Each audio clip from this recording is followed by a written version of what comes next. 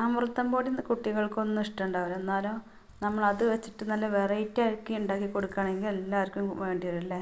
അപ്പോൾ ഇന്ന് ഞാൻ അമൃതം പൊടി വെച്ചിട്ട് വലിയവർക്കും കുട്ടികൾക്കൊക്കെ ഇഷ്ടപ്പെടുന്ന രീതിയിലുള്ളൊരു ഗുലാബ് ജാമാണ് കേട്ടോ തയ്യാറാക്കുന്നത്. അപ്പോൾ ഞാൻ ഇവിടെ ഒരു ബൗൾ എടുത്ത് വെച്ചിട്ടുണ്ട്. ഇതിലോട്ട് ഒരു മുട്ട പൊട്ടിച്ച് ഒഴിച്ച് കൊടുക്കുന്നുണ്ട്.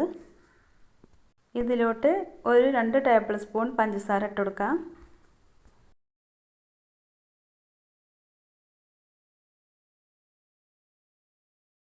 നല്ലൊരു ഫ്ലേവർ കിട്ടാൻ വേണ്ടിയിട്ട് ഞാൻ ഇവിടെ ഒരു 1/4 ടീസ്പൂൺ ഏലക്കായ് പൊടിച്ച് ഇട്ട് കൊടുക്കുകയാണ്.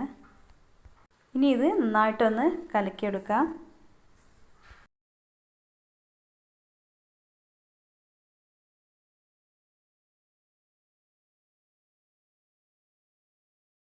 ഇനി ഇതിലോട്ട് ഒരു പിഞ്ച് ഉപ്പ് ചേർത്ത് കൊടുക്കാം.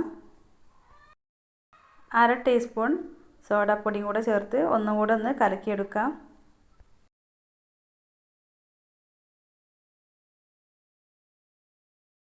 ഇനി നമ്മൾ ഇതിലോട്ട് ഇട്ട് കൊടുക്കുന്നത് 1 കപ്പ് അമൃതം പൊടിയാണ്. അമൃതം പൊടി മാത്രമാകുമ്പോൾ ചിലപ്പോൾ എണ്ണയിലിട്ടാകുമ്പോൾ പൊടിഞ്ഞ് പോകാൻ സാധ്യത ഉണ്ട്. അതുകൊണ്ട് തന്നെ നമ്മൾ ഇതിലോട്ട് കുറച്ച് മൈദപ്പൊടിയും കൂടെ ചേർത്ത് കൊടുക്കുന്നുണ്ട്. മൈദപ്പൊടി ഞാനിവിടെ ഒരു 1/2 കപ്പ് ഇട്ട് കൊടുക്കുന്നുണ്ട്. ഇനി നമുക്ക് വേണമെന്നുണ്ടെങ്കിൽ കുറച്ചും കൂടെ ഇട്ട് കൊടുക്കാം. മാവ് കുഴച്ചത് അനുസരിച്ചാണ് ഇട്ട് കൊടുക്കേണ്ടത്. ഇതിലോട്ട് ഒരു ടേബിൾ സ്പൂൺ നെയ്യും കൂടെ ഒഴിച്ച് കൊടുക്കുന്നുണ്ട്. ഇനി നെയ്യില്ലെങ്കിൽ നമ്മൾ കുറച്ച് ഓയിൽ ഒഴിച്ച് കൊടുത്താൽ മതി. ഇനി എല്ലാം കൂടെ ഒന്ന് യോജിപ്പിച്ചെടുക്കാം.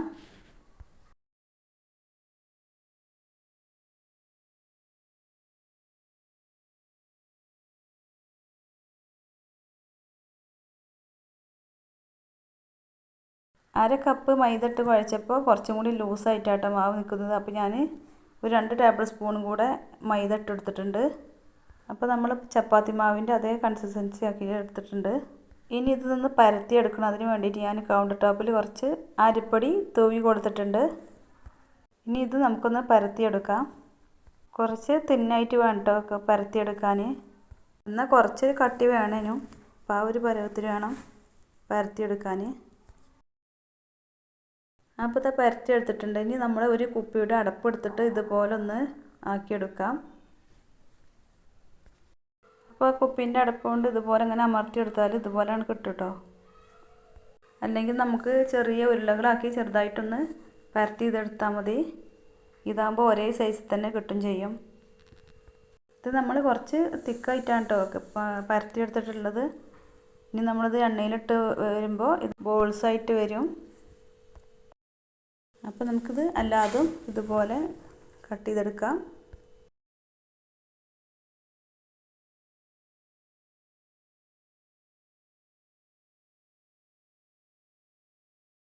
ഇനി നമുക്ക് ഷുഗർ സിറപ്പ് ഉണ്ടാക്കാം.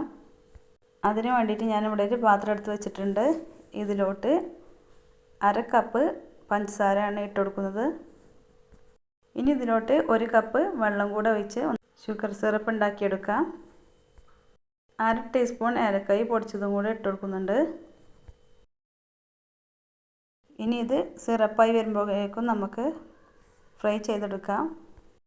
അപ്പോൾ ഇതാ ഫ്രൈ ചെയ്തെടുക്കാൻ വേണ്ടിയിട്ട് ഞാനിവിടെ എണ്ണ തിളപ്പിച്ചെടുത്തിട്ടുണ്ട്.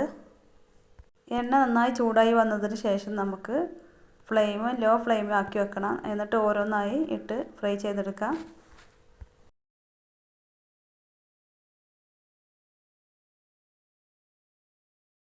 ലോ ഫ്ലെയിമിൽ തന്നെ വെച്ചിട്ട് വേണം അത് ഫ്രൈ ചെയ്തെടുക്കാൻ. അല്ലെങ്കിൽ ഇതിൻ്റെ ഉൾഭാഗം വെന്ത് കിട്ടില്ല. അമൃതം പൊടി ആയതുകൊണ്ട് തന്നെ പെട്ടെന്ന് അത് കരിഞ്ഞു പോകാൻ സാധ്യത ഉണ്ട്. അപ്പോൾ അതിൻ്റെ അടിഭാഗമൊക്കെ ഫ്രൈ ആയിട്ട് വന്നിട്ടുണ്ടെങ്കിൽ നമുക്ക് ചെറുതായിട്ടൊന്ന് മറിച്ചിട്ടെടുക്കാം.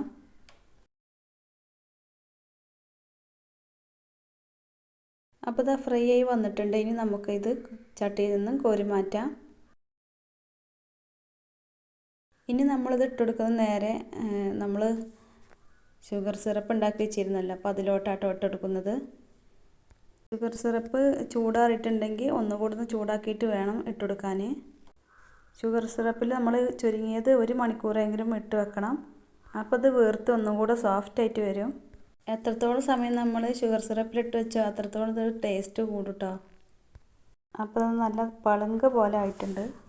ഷുഗറൊക്കെ നന്നായിട്ട് വലിച്ചെടുത്തിട്ടുണ്ട്. അപ്പോൾ അത് നമ്മൾ അമൃതപ്പൊടി കൊണ്ടുള്ള ഗുലാബ് ജാം ഒരു വട്ടേലും തയ്യാറാക്കി നോക്കുക. മറ്റൊരു വീഡിയോയിൽ കാണാം. Okay, thank you.